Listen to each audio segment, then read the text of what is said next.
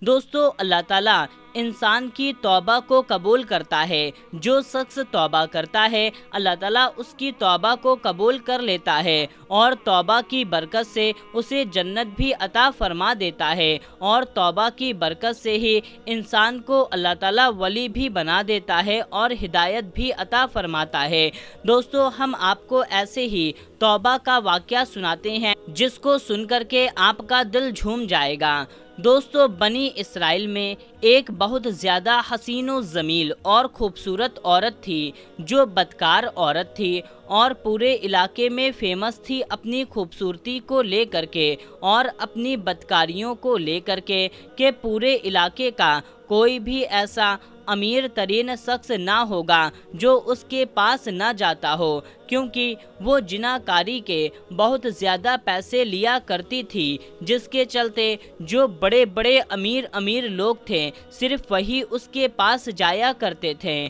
اس نے جناکاری کے لیے ایک بہت بڑا سا محل تیار کر رکھا تھا اور اس نے ایک سونے کی پلنگ بھی بنوائی تھی۔ جب کوئی آدمی اس کے پاس جاتا تو وہ اس سونے کی پلنگ پر جنا کرواتی۔ اس کے علاقے میں ہر آدمی چاہے نوجوان ہو یا بوڑھا اس کا دیوانہ تھا۔ اس کی ایک جھلک کو دیکھنے کے لیے ہر نوجوان پریشان تھا۔ لیکن میرے پیارے دوستو اس کے علاقے میں ایک پرہیزگار نوجوان رہتا تھا جو دن رات اللہ تبارک و تعالیٰ کی عبادت کرتا، اپنے آپ سے مطلب رکھتا۔ ایک بار کیا ہوتا ہے، یہ نوجوان ایک راستے سے گزر رہا تھا کہ اس راستے سے وہ بدکار عورت بھی گزر رہی تھی۔ جب اس نوجوان کی آنکھ اس بدکار عورت پر پڑی تو یہ نوجوان اس عورت کو دیکھتا ہی رہ گیا اور اس کو دیکھ کر کے ایک دم سے اس کے اوپر فدا ہو گیا، اس کا عاشق بن گیا جیسے اور مرد تھے، اور اپنے نفس کو قابو نہ کر سکا اور اپنے آپ کو کنٹرول نہیں کیا اور اس عورت کے پاس پہنچ گیا۔ اس سے جا کر پوچھتا ہے، اے عورت تو کتنا لیتی ہے؟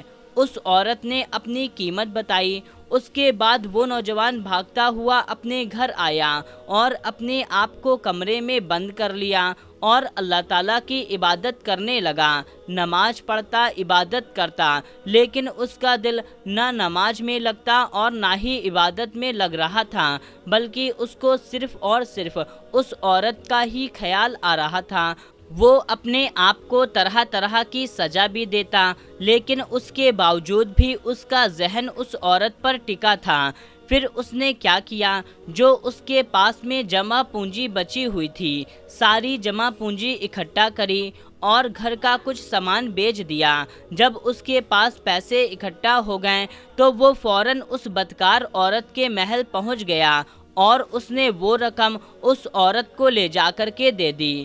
وہ عورت اسے اپنے سونے کے پلنگ پر بیٹھاتی ہے اور اس کو چھونے لگتی ہے، جس پر وہ نوجوان بہت زیادہ کانپنے لگتا ہے اور اس پر ایسا خوف طاری ہوتا ہے کہ وہ رونے لگتا ہے۔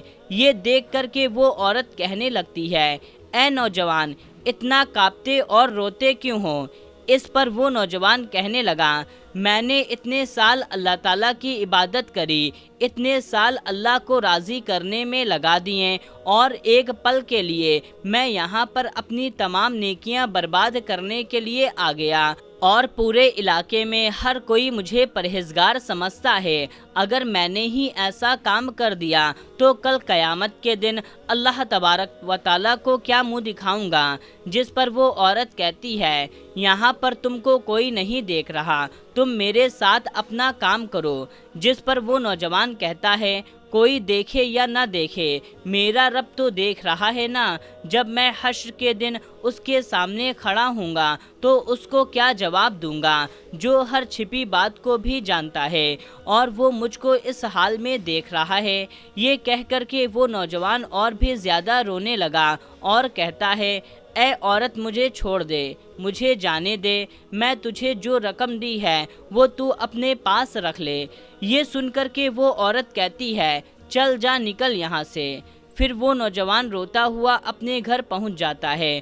اس کے بعد میں اس عورت پر اس نوجوان کا ایسا اثر ہوتا ہے کہ یہ سوچنے لگتی ہے، جب اس نوجوان نے کچھ کیا ہی نہیں تب اس کو اللہ تعالیٰ کا اتنا ڈر ہے۔ میں نے تو اتنے سالوں سے اتنے گناہ کیے ہیں، میں دن رات گناہ میں ڈوبی تھی، تو مجھے کتنا ڈر ہونا چاہیے۔ یہ بات اس کے دل کو گھر کر گئی، اور پھر وہ عورت اس نوجوان کو ڈھونڈنے لگی تو کچھ لوگوں نے اس نوجوان کے گھر کا پتہ بتا دیا۔ وہ عورت اس کا پتہ ڈھونڈتے ڈھونڈتے اس کے گھر پر پہنچ گئی۔ دروازہ کھٹکھٹایا تو کوئی آواز نہ آئی۔ پھر دروازہ کھٹکھٹایا تو اس کا بڑا بھائی باہر آتا ہے اور پوچھتا ہے، محترمہ آپ کون ہیں؟ تو یہ عورت کہتی ہے، یہاں پر ایک نوجوان رہتا ہے، وہ کہاں ہے؟ تو اس کا بڑا بھائی کہتا ہے کہ محترمہ آج اس کا انتقال ہو گیا ہے۔ اسے کسی بات کا کوئی خوف تھا، اسے کسی بات کا کوئی ڈر تھا، اور ڈر کے مارے اس کا انتقال ہو گیا۔ یہ بات سنتے ہی اس عورت کے پیروں کے نیچے سے زمین کھسک جاتی ہے کہ اس نے وہ جو گناہ کیا ہی نہیں، جس کے ڈر سے اس کا انتقال ہو گیا، اور میں تو دن رات اس گناہ میں ڈوبی رہتی ہوں۔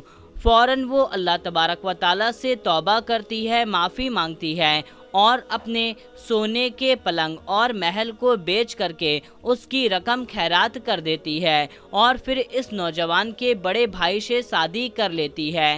پھر اس کے بعد میں وہ عورت اتنی نیک اور پرہیزگار بن جاتی ہے کہ اس کی 7 اولاد پیدا ہوتی ہے، یعنی کہ اللہ تعالیٰ اس کو 7 اولاد عطا فرماتا ہے، اور وہ 7 کے 7 لڑکے ہوتے ہیں جو آگے چل کر کے اللہ کے ولی بنتے ہیں۔ سبحان اللہ۔ دوستو، جو بھی شخص اللہ تعالیٰ سے سچی توبہ کرتا ہے، اللہ تعالیٰ اسے ہدایت ضرور عطا فرماتا ہے۔ تو آخری کے ویڈیو میں ہم بھی اللہ تعالیٰ سے دعا کرتے ہیں کہ یا اللہ تعالیٰ ہمارے تمام گناہوں کو معاف فرما، ہم سب کو گناہوں سے دور رکھ، ہمیں نیکی کے راستے پر چلا، اور زیادہ سے زیادہ نیکی کرنے کی توفیق عطا فرما، اور جو مسلمان بہک چکے ہیں انہیں تو سیدھے راستے پر چلا۔ آمین یا رب العالمین۔ دوستو، کمنٹ باکس میں آمین ضرور ٹائپ کیجیے گا، اور اس پوری ویڈیو پر آپ کو کیا کہنا ہے اپنی رائے ضرور کمنٹ کریں۔ تو دوستو، ملتے ہیں تب تک کے لیے، السلام علیکم، اللہ حافظ۔